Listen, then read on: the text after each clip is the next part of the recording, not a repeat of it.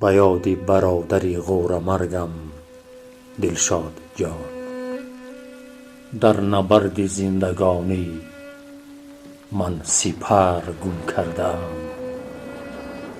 تیر خوردم از دل و لختی جگر گم کردم. همراهم بود روز و شب اندر مرام زندگی، تاج دولت دارم و لیک تاج سر گم کردم.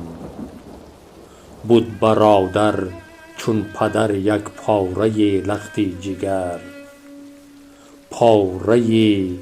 پاره جانم آن در جوانی گم کردم. زندگی را رهنمون و سایبان بود بر سرم، من برادر